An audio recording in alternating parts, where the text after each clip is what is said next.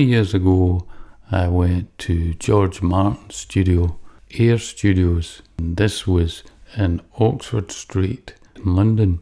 And we'd been working on this track.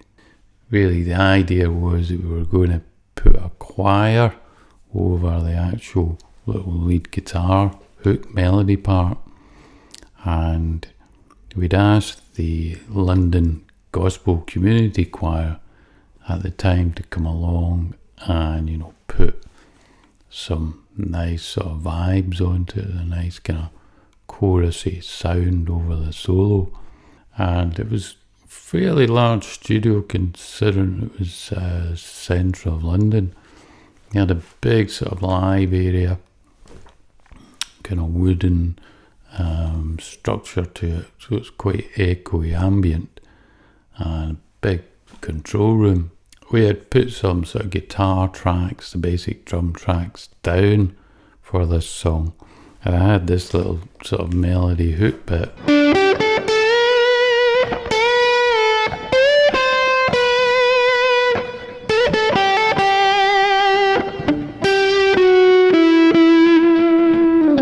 We wanted to double that particular guitar solo with the choir and then just kind of have it fade out.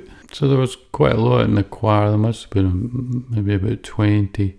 We had all the mics up and we recorded this over the track. I'll put the piece of music at the end of this video. The piece of music itself had a lot of improvisation. There was sort of a clean sound, a dirty sound on the Strat, and some nice piano overdubs, bits and pieces, but the piece of music has never really been heard.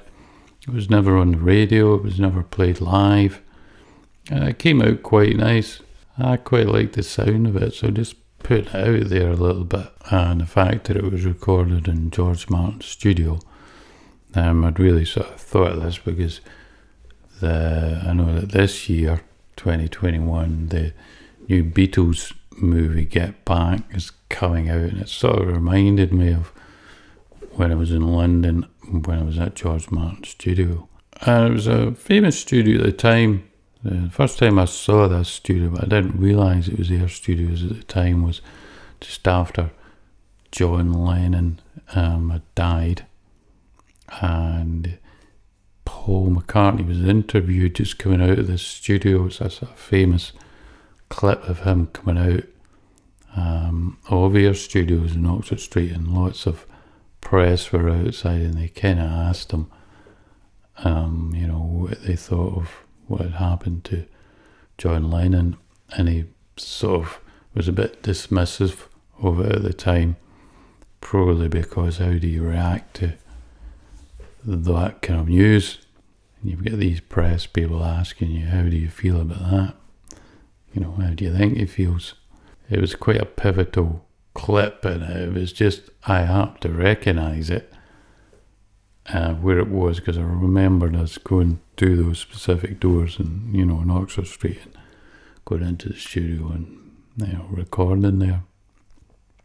Certainly Paul McCartney had worked in there. I don't know about if John Lennon or any of the other Beatles had worked there, but possibly they had. So, Air Studios.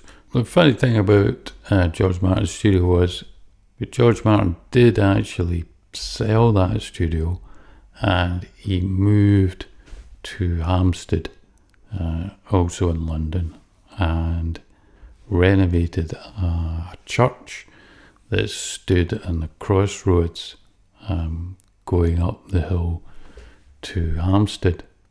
And the funny thing was, a number of years later, I ended up going to this studio as well, not to record. I was doing sort of sound engineering, audio engineering at the time, and I happened to just to be going into the studio, and I saw a lot of the control rooms, and I was in at the live area. Now, this studio was completely different. It was all on different levels. You had different small rooms, production rooms, and you had another big control room, a big live area. The the church, the main part of the church where all the seats had been turned into a live area. This beautiful, beautiful studio, and it was just in this idyllic area in London. I stayed in Hampstead for a wee while in this studio, and I always used to walk past it, and then eventually I got to go in it, and it was a beautiful place. Check it out if you ever get the chance, or check it out on the web. Some great gear, some great setup. So it was just interesting. As a musician, I'd recorded in Air Studios in Oxford Street, George Martin when he doing that, and then years later I came back to London and ended up going to the new studio in Hampstead. It's just a kind of strange coincidence, really. Anyway, that's my George Martin story, as much as it is.